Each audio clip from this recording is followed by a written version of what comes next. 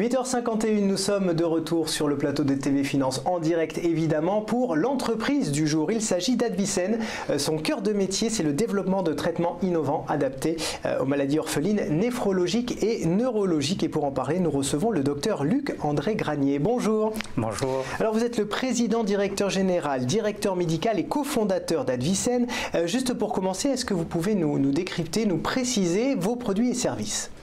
Oui, alors Advicen est une société pharmaceutique qui développe des médicaments pour des maladies où il y a de gros besoins médicaux non couverts, des maladies orphelines qui touchent les enfants atteints de maladies rénales ou de maladies du système nerveux central. Alors à quel moment vous avez décidé de créer cette entreprise? Parce que c'est vrai que la recherche médicale, on attend plus ça vers le public. Et là, vous avez décidé d'en faire une entreprise. Alors comment c'est venu? Alors d'une part, je suis médecin et j'ai travaillé dans l'industrie pharmaceutique pendant pas mal d'années. Mais aussi, c'est la rencontre avec des collègues médecins, pédiatres, néphrologues, neurologues. Ils m'ont expliqué les besoins qu'ils avaient et voilà, on a travaillé ensemble et à un moment donné, on a décidé de créer Advicen pour fabriquer, pour développer, pour mettre sur le marché ces médicaments. Alors comment s'est passé justement ce passage entre ce qu'on pourrait appeler la recherche publique et puis le côté entreprise? C'est complètement deux mondes différents, vous avez dû vous adapter forcément. Bien sûr, on doit s'adapter, mais toute la vie c'est effet d'adaptation. Alors du coup, comment vous avez fait pour modéliser en fait un produit, des modèles de recherche dans un modèle aussi d'entreprise? Oui, c'est le cas de toutes les sociétés de biotechnologie, biopharma. Il faut à un moment donné partir d'un concept et le transformer en un produit. Et oui, c'est ça. Et ça prend son temps, Advicen s'est créé il y a 11 ans, ouais. Voilà, et 11 ans plus tard, on a un produit qui a réussi ses essais cliniques de phase 3 et qui est donc maintenant dans sa dernière ligne droite pour être soumis aux autorités de régulation. On va y revenir justement sur ce produit. Mais c'est vrai que les maladies orphelines, c'est un positionnement à la fois novateur et risqué, puisque comme son nom l'indique, il y a très peu de patients. Donc on n'est pas sur le potentiel du Doliprane, par exemple, qui se vend par milliards de capsules dans le monde.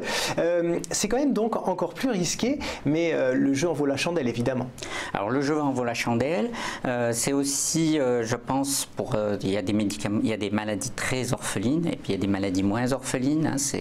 L'orphelin veut dire à peu près moins de 200 000 patients. Moins de 200 000, parce que orpheline, dans ma tête au début, effectivement, je pensais que c'était beaucoup moins que ça, peut-être une centaine ou un millier de cas. C'est ça la plupart du temps. D'accord, c'est quand même ça. La plupart du temps. Mais vous voyez, nos pathologies touchent à peu près 20 000 patients. Donc c'est... Oui, c'est quand même conséquent, même si ce n'est pas effectivement le Doliprane que à peu près tout le monde prend en Europe ou aux États-Unis. Mais les maladies orphelines ont l'opportunité aussi que vous apportez quelque chose à des patients qui n'ont aucune autre solution. Il y a quelque chose de très important, socialement important. Et puis la société reconnaît cela. Les prix des médicaments orphelins ne sont pas le prix du Doliprane. Oui, du Doliprane, oui, tout à fait. Parce qu'il faut bien sûr que chacun retrouve la possibilité de revenir sur ses investissements et d'être profitable.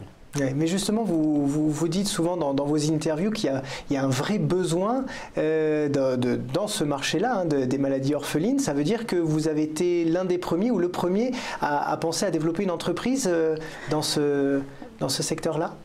Particulièrement dans le domaine des maladies rénales. Il y a très peu pour l'instant dans les maladies orphelines rénales de compagnies à travers le monde qui développent des produits. Ça se compte sur les deux doigts de la main. C'est infime. Donc il y a des besoins énormes. Les maladies orphelines, que n'oubliez pas, couvrent 7000 maladies. C'est le monde. Et qui est très peu couvert. Il doit avoir une 60aine de médicaments en Europe. Alors votre spécificité également, c'est que vous n'avez pas le même cycle qu'une entreprise lambda. Une entreprise lambda, ça produit, ça vend dans un cycle assez court. Vous, il y a quand même toute une partie recherche, développement, j'allais dire accréditation, mais ce n'est pas exactement le bon mot, mais en tout cas au niveau des autorités. Donc c'est une façon différente de gérer l'entreprise finalement. Oui, c'est la caractéristique de la pharma, qui est de la recherche longue, risquée, c'est pas comme un téléphone, on n'est jamais certain qu'on va le sortir. Donc oui, il y a une spécificité de l'entreprise pharmaceutique. Notre chance à nous, c'est qu'on a réussi nos études cliniques. Vous savez, le gros problème des sociétés pharmaceutiques, c'est le moment où on fait l'étude clinique. C'est vraiment le juge de paix. Vous avez développé quelque chose sur des modèles, sur des concepts, et puis vous faites votre essai, mais si vous faites un essai, c'est que ça peut être bien ou pas bien. Oui, ça peut Donc marcher vous attendez avec angoisse ces résultats. Et nous, on est, avec notre produit, on est maintenant de l'autre côté. On a réussi nos essais cliniques, ils ont montré leur efficacité. Donc le produit est efficace, le produit ira sur le marché. Alors vos principaux marchés justement aujourd'hui c'est l'Europe, les États-Unis également. Est-ce qu'il y a d'autres pays où vous allez vous développer? Oui, alors nous allons nous développer d'un point de vue commercial en Europe et Europe des 5. Par des partenariats, on va essayer de se développer dans le monde entier, hein, le Japon, les pays émergents, mais toujours par des partenariats avec des partenaires locaux.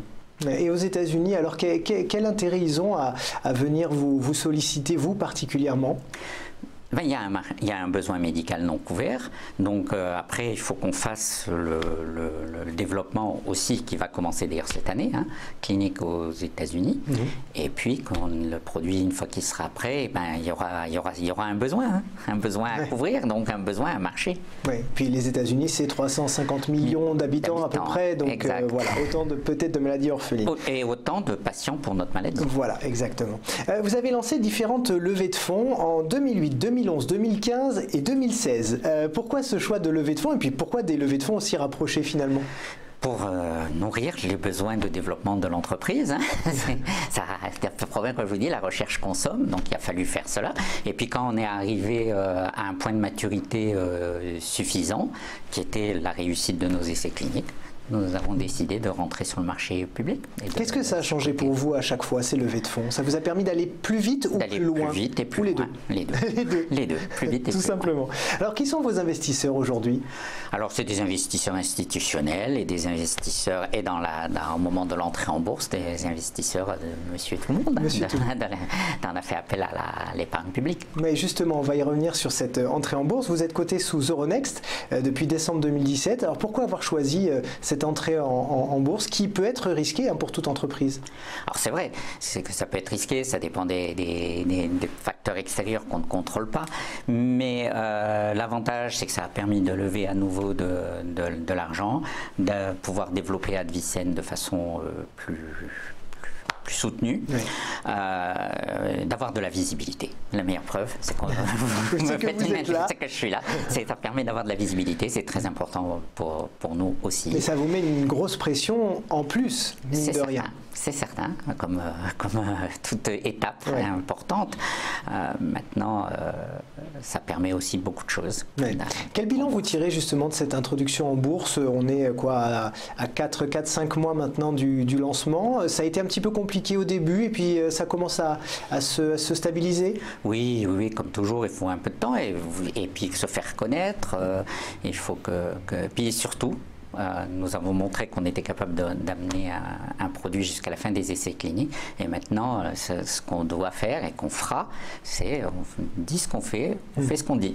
D'ailleurs, vous avez donc un médicament qui va être commercialisé là d'ici la fin de l'année 2018. Donc, non, on va on va soumettre le dossier d'enregistrement fin 2018. Après, il y a tout un processus des autorités pour approuver ce produit. Ce produit sera approuvé à l'horizon début 2020. Ça prend 16 mois pour obtenir l'approbation. En parallèle, on va développer le produit aux États-Unis et on vient de lancer une nouvelle phase 3 dans une deuxième indication pour ce produit qui va donc avoir 2 marchés pour le même produit.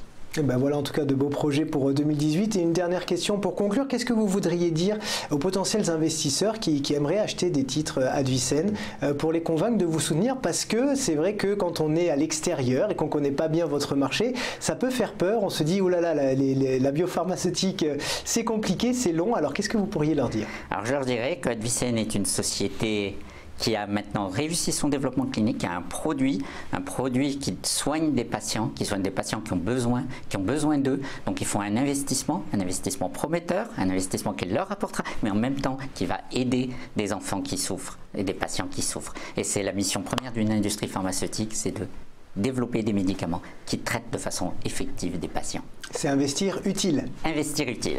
Merci beaucoup en tout cas, docteur Luc-André Granier, d'être venu sur notre plateau. Je rappelle que vous êtes PDG, cofondateur et directeur médical d'Advicen.